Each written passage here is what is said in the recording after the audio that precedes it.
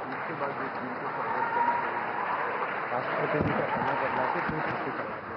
जो एनडीए के साथी स्वागत करना चाहते हैं वो आगे आ सकते हैं, और बाकी भी जो फिर पार्टी के वरिष्ठ नेता भी स्वागत करना चाहते हैं वो आगे आ सकते हैं। एनडीए के वरिष्ठ नेता राष्ट्रपति भवन की ओर भी इसके बाद जाएंगे, तो एनडीए के साथ ही तमिलनाडु देवनाथ, हाँ जाओ जाओ।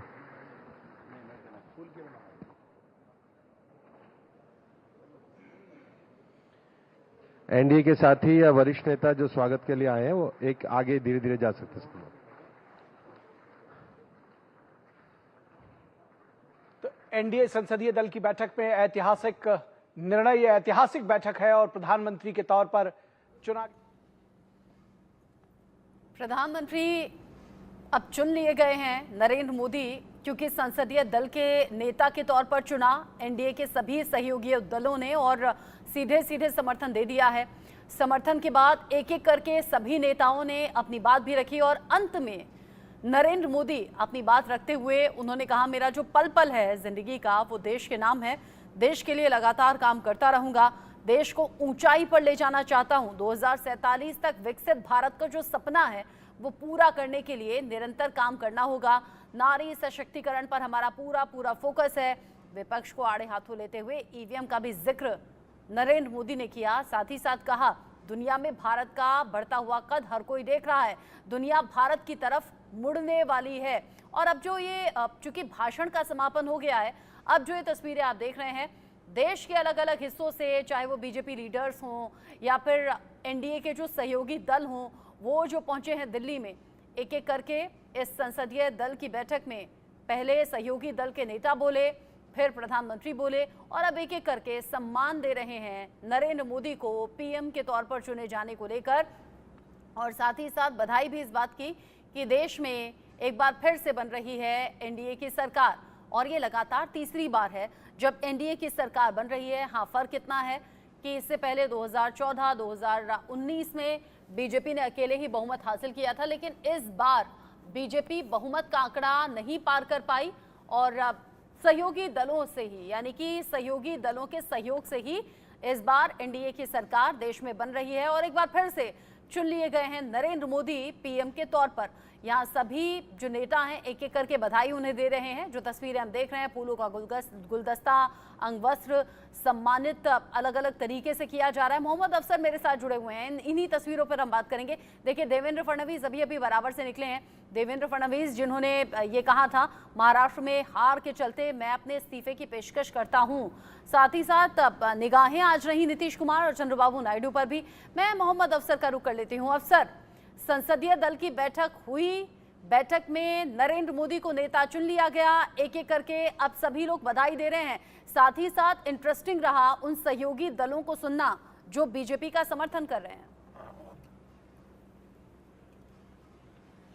बिल्कुल, सभी दलों ने एक सुर में अपना समर्थन दिया, नरेंद्र मोदी को अपना नेता चुन लिया और अब थोड़ी देर में ही बिल्कुल इसी रास्ते से नरेंद्र मोदी का काफिला निकलेगा और सामने ही राष्ट्रपति भवन है, कुछ ही कदमों की दूरी पर, बल्कि कहे तो मुश्किल से 2 से 3 मिनट की दूरी होगी और इसी रास्ते से अभी नरेंद्र मोदी का काफिला जाएगा और जाकर के राष्ट्रपति को अपना पत्र सौंपेंगे। तो और सबसे बड़ी बात नरेंद्र मोदी के संबोधन की रही, घंटे भर से ऊपर का संबोधन था।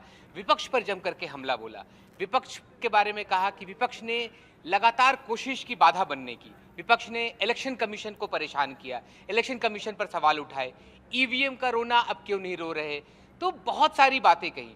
अपनी जीत को बहुत बड़ी जीत बताया कि पूरे देश ने जो उन पर विश्वास जताया है उसके लिए धन्यवाद कहा। साथ ही कहा कि देश एक आगे प्रगति पर और ज़्यादा, क्योंकि जो सपना देखा है पहले उन्होंने, जो काम किए हैं, अब कई गुना गति के साथ वो काम होगा। तो अपने बहुत एक लंबे संबोधन में नरेंद्र मोदी ने अपने आने वाले सरकार की रूपरेखा को साफ कर दिया कि आने वाले 5 साल में अब क्या करने वाले हैं। ये भी बताया कि 10 साल में उन्होंने देश के लिए क्या किया, आने वाले 5 साल में वो देश के लिए क्या करने वाले हैं। तो बिल्कुल उनका एक तरह से कॉन्सेप्ट क्लियर था और ये पूरा स्पीच हमने देखा नरेंद्र मोदी का, तो वो बिल्कुल लगातार विपक्ष पर भी अटैकिंग मोड में थे, अपने सरकार के आने वाले काम को भी गिना रहे थे कि कैसे वो आने वाले वक्त में काम करेंगे, कैसे किन किन बिंदुओं पर वो फोकस रखेंगे। साथ ही ये बताया कि एनडीए ने किस तरीके से बेहतर प्रदर्शन किया है। साथ ही ये बताया कि वो इलाके देश के जहाँ पर कि आदिवासी समाज ज़्यादा है, वहाँ पर एनडीए कितना बेहतर काम कर रहा है। तो लगातार प्रधानमंत्री बनने वाले हैं तीसरी बार नरेंद्र मोदी, और नरेंद्र मोदी अपना कॉन्सेप्ट बता रहे थे कि पिछले 10 सालों में क्या किया, आने वाले 5 साल में क्या करने वाले हैं और देश को कैसे विकास की राह पर आगे बढ़ाने वाले हैं। रचना, विकास के रास्ते पर आगे भी बढ़ना है। जीवन का जो पल पल है वो देश के लिए न्यौछावर है। हम ना कभी हारे थे ना हारे हैं, ऐसी तमाम बड़ी बातें नरेंद्र मोदी ने आज अपने संबोधन में कही हैं। और जो बधाइयों का सिलसिला है वो लगातार चल रहा है। अफसर बता रहे हैं अब यहाँ से निकलकर थोड़ी दूर पर राष्ट्रपति भवन है, चूंकि राष्ट्रपति भवन जाएंगे, राष्ट्रपति द्रौपदी मुर्मू से मिलकर समर्थन पत्र दिया जाएगा। अफसर, फिर उसके बाद क्या होगा, ऑफिशियली क्या होता है इसके बाद? उसके बाद सरकार के बनाने के लिए आमंत्रण दिया जाएगा और फिर उम्मीद की जा रही है कि 9 तारीख को ये सरकार शपथ की प्रक्रिया होगी। और ये देखिए पीछे आवाज़ आनी शुरू हो गई है, शायद पूरा काफिला आने वाला है। मैं आपको तस्वीरें दिखा रहा हूँ क्योंकि ठीक सामने तस्वीरों में आप संसद भवन देख रहे हैं। सामने से ही प्रधानमंत्री का काफिला निकलेगा। पूरा रास्ता खाली करा दिया गया है, जिसको कहते हैं कि रूट लगा दिया गया है, और इसी रास्ते से प्रधानमंत्री निकलेंगे अपने पूरे कॉन्वॉय के साथ और सीधे राष्ट्रपति भवन जाएंगे। और जैसा अभी बात कर रहे थे कि जो तरीका होता है, तरीका यही होता है कि समर्थन पत्र दिया जाएगा और फिर उन्हें आमंत्रित किया जाएगा सरकार बनाने के लिए, और फिर वो सरकार बनाएंगे। और इसी बीच में कुछ ही दिन के बाद प्रधानमंत्री बनने के बाद, शपथ लेने के बाद नरेंद्र मोदी को विदेश दौरे पर भी जाना है। सामने देखिए गाड़ियों का काफिला बिल्कुल तैयार हो रहा है, सामने गाड़ियां खड़ी हो रही हैं क्योंकि अंदर सभी से अभी हमने तस्वीरों में देखा नरेंद्र मोदी गुलदस्ता ले रहे थे, लोगों से अभिवादन स्वीकार कर रहे थे, लोगों से मुबारकबाद ले रहे थे। जो सांसद, जो एनडीए के घटक दल हैं, उन सभी से मुबारकबाद ले रहे थे। तो अब बाहर निकलने की तैयारी है।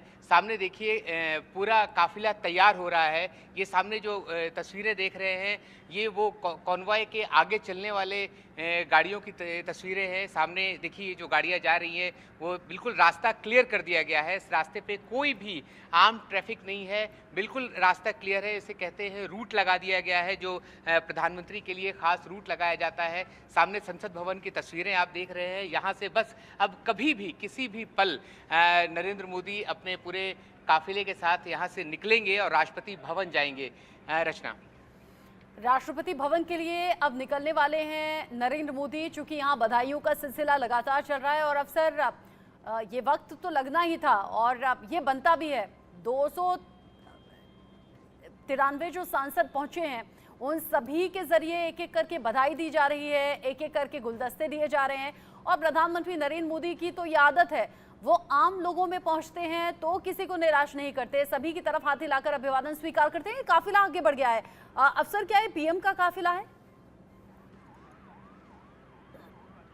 हाँ, अभी प्रधानमंत्री नहीं निकले हैं। अभी जो दूसरे साथ के लोग हैं, जो आगे की गाड़ियां होती हैं, वो निकली हैं। प्रधानमंत्री का काफिला अभी निकलेगा और साथ ही उनके पीछे पीछे साथ ही उम्मीद की जाती है कि अमित शाह की गाड़ी भी होगी, राजनाथ सिंह की गाड़ी भी होगी। सामने देखिए काफिला अभी निकल रहा है। अभी ये प्रधानमंत्री, अभी सामने देखिए तस्वीरों में अमित शाह दिख रहे हैं सामने गाड़ी में। अमित शाह निकल गए हैं यहाँ से। अभी ये गाड़ी अभी बस अब तो कुछ ही मिनटों की देरी है, प्रधानमंत्री का काफिला भी यहाँ से निकलेगा और यहाँ से राष्ट्रपति भवन की तरफ जाएंगे। अच्छा अफसर, और सबसे नरेंद्र मोदी तो जाएंगे राष्ट्रपति भवन, लेकिन साथ में और कौन कौन होगा? जानकारी ऐसी है कि 19 एनडीए के जो सांसद हैं वो जाएंगे। ऐसी अब तक खबर यही है रचना की जो एनडीए के जो 19 सांसद हैं जो साथ में समर्थन जो दे रहे हैं, वो सभी लोग भी साथ में होंगे जो राष्ट्रपति के पास जाएंगे नरेंद्र मोदी के साथ। तो सामने देखिए तस्वीरों में अभी अमित शाह यहाँ से निकल चुके हैं। सामने से किसी भी वक्त यहाँ से नरेंद्र मोदी का काफिला निकल सकता है। और सबसे फिर से बात करेंगे रचना की, जब नरेंद्र मोदी ने अपना स्पीच दिया था तो उस स्पीच में, क्योंकि घंटे घंटे भर से ऊपर की स्पीच थी। उस स्पीच में की बात फिर से हम याद दिलाते हैं कि उस स्पीच में उन्होंने लगातार देश की बात कही, विपक्ष पर अटैक किया, ईवीएम की बात पर बहुत देर तक उन्होंने बात की कि ईवीएम को लेकर के अब क्या रोना नहीं हो रहा है। मैं आपको बल्कि बीच बीच में तस्वीरें दिखाता रहता हूं और बताता रहता हूं, क्योंकि तस्वीरें बहुत ज़रूरी है। किसी भी वक्त सामने जो पार्लियामेंट की तस्वीर दिख रही है, इसमें सामने गाड़ियों का काफिला, जिसमें मैक्सिमम काली गाड़ियां आपको दिख रही होंगी, वो प्रधानमंत्री नरेंद्र मोदी का काफिला होगा। और इसी के साथ मैं आपको बताता जाता हूं कि प्रधानमंत्री ने जो पॉइंटर्स बोले हैं वो सबसे खास क्या है कि जो रिजल्ट आए हैं लोकसभा चुनाव के, उन्होंने इस रिजल्ट ने विपक्ष को शांत कर दिया है, साइलेंट मोड पर डाल दिया है। ये एक बड़ी बात कही। साथ ही ये कहा कि जो चुनावी प्रक्रिया होती है उसमें एक बार बार बाधा बनने की कोशिश की विपक्ष ने, इलेक्टोरल प्रोसेस जो होता है उसमें हर्डल बने। उसके बाद ये भी कहा खास करके कि ऐसे बयान दिए हैं विपक्ष ने बार बार, कांग्रेस पर निशाना था कि कांग्रेस तीसरी बार 100 का आंकड़ा भी पार नहीं कर पाई है। और साथ ही ये कहा कि विपक्ष ने ऐसे बयान बार बार दिए हैं जिसने देश को बांटने की कोशिश की है, जिन पंक्तियों में, जिन लाइंस में देश को बांटने की बात थी, ऐसे बयान विपक्ष ने दिए हैं जो बेहद शर्मनाक है। साथ ही इस तरह के रिमार्क्स पर उन्होंने कहा कि ऐसे रिमार्क्स नहीं आप देने कैमरा चाहिए। काफिले पर रखिएगा और जैसे ही पीएम निकले तुरंत बताइएगा ताकि आपसे अपडेट हम ले सकें। ये जो काफिला है लगातार अलग अलग टॉप लीडर्स यहाँ से निकलते हुए और राष्ट्रपति भवन जाएंगे नरेंद्र मोदी अब से थोड़ी ही देर बाद, और वहाँ एनडीए के जो बड़े चेहरे हैं उनके साथ में पहुंचकर समर्थन पत्र सौंपेंगे। आलोक मेहता सर भी हमारे साथ में जुड़ गए हैं, editorial director ITV group. Arvind Mohan sir हैं, कंसल्टिंग एडिटर आईटीवी ग्रुप, और एके मिश्रा भी हमारे साथ जुड़े हुए हैं राजनीतिक विश्लेषक के तौर पर। आलोक सर, चुनाव में यूं प्रचार करना फिर तब साधना करना, ऐसा लग रहा था आज जब संसदीय दल का नेता चुना जाना था तो शायद भाषण छोटा होगा, लेकिन 1 घंटे से भी ज्यादा बोले पीएम मोदी, और बोले तो फिर देश की भी बात हुई, दुनिया की नजरों की भी बात हुई कि भारत को किस नजर से अब देखा जा रहा है, भारत का बढ़ता कद क्या है और आगे जीवन का एक एक पल कैसे देश के लिए लगाना है, उसका भी जिक्र कर दिया मोदी ने। रचना जी, देखिए ये सचमुच में एक ऐतिहासिक अवसर है। मुझे आज भी याद आ रहा है 1977 में जिस तरह से जनता पार्टी आई थी, जिस उत्साह के साथ। लगभग आप देखिए एनडीए, चूंकि उसके बीच में उतार चढ़ाव कई गठबंधन हमने देखे, लेकिन इस सारे लगातार एक इसको कह सकते हैं बहुमत मिलने के बाद, और जो चंद्रबाबू नायडू ने जो भाषण दिया, मैं उसको प्राइम मिनिस्टर ने जितना बोला वो तो है ही, लेकिन उस भावना को एक प्रतिपक्ष के नेता जो बीच में उनसे थोड़ा अलग भी हुए थे, लेकिन वो भी 99 से जुड़े थे लगातार। इसलिए मैं कह रहा हूं कि जो पुराने अनुभव वाले लोग हैं और जिस समय नरेंद्र मोदी पार्टी का काम कर रहे थे उसका भी उन्होंने जिक्र किया, तो एक अपने सारे सांसदों को उन मुद्दों को लेकर के अलग अलग सगे भाषण देते हैं, वो अपनी जगह है।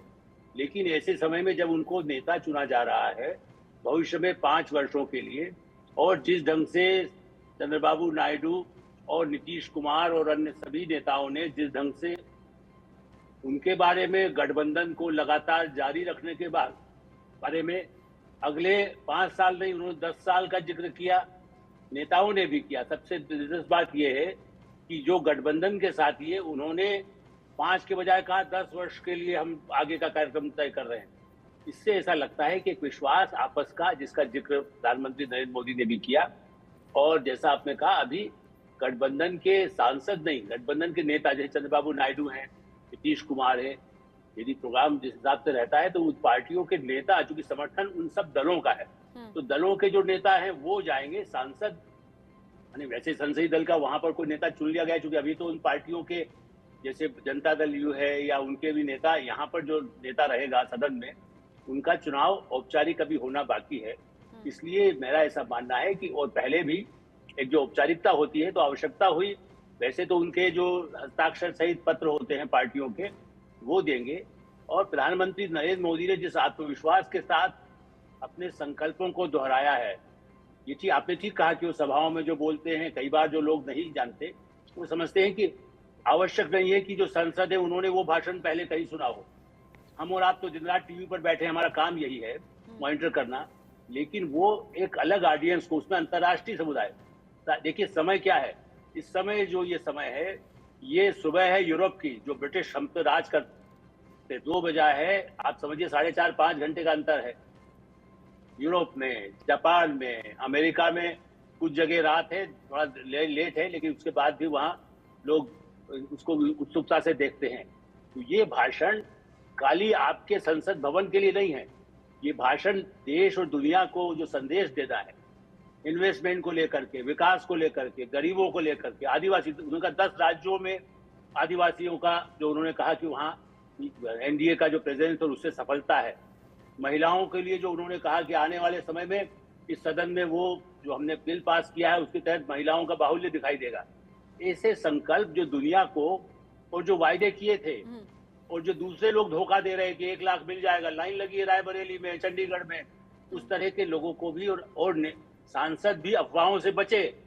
बल्कि उन्होंने आपको हमारे साथ, कल भी मैंने अपने अबुल जी यहाँ पर थे तो मैंने कहा था भाई देखिए 4 मंत्रालय का तो कह दीजिए, किसके पास होगा ये नहीं कह सकते, चूंकि लेकिन अफवाह ये तो मत बहुत कहिए आई कि थी, आप 4 बता जून के सकेंगे। बाद से अलग अलग अफवाहें थी और अलग अलग जी। चर्चाएं थी सोशल मीडिया पर। और जो आज ये पूरा प्रोग्राम रहा, बार बार जब नीतीश कुमार और चंद्रबाबू नायडू पर कैमरा फोकस होता था तो ये समझ में आता था कि दोनों कितने इंपॉर्टेंट भी हैं और दोनों कितनी ज्यादा चर्चाओं में भी हैं।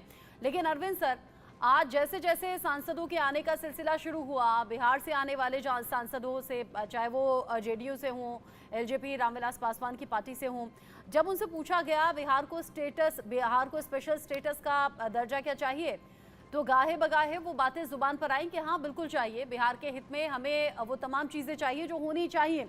साथ ही साथ टीडीपी के सांसद से जब पूछ लिया गया कि भाई क्या वहाँ मुस्लिम आरक्षण जारी रहेगा, तो उन्होंने कहा बिल्कुल बिना रोक टोक के जारी रहेगा।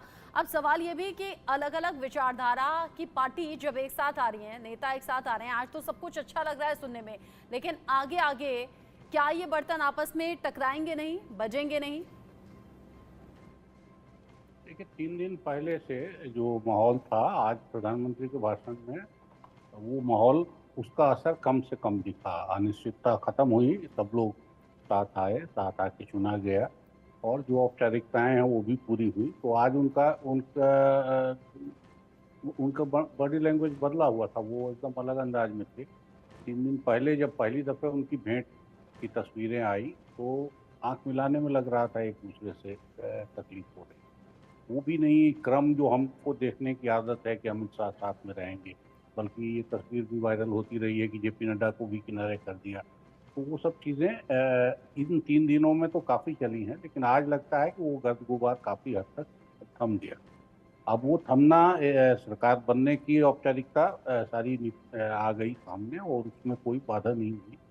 लेकिन इसका मतलब अब ये नहीं है कि मिनिस्ट्री बनाना और आगे सब कुछ स्मूथली हो।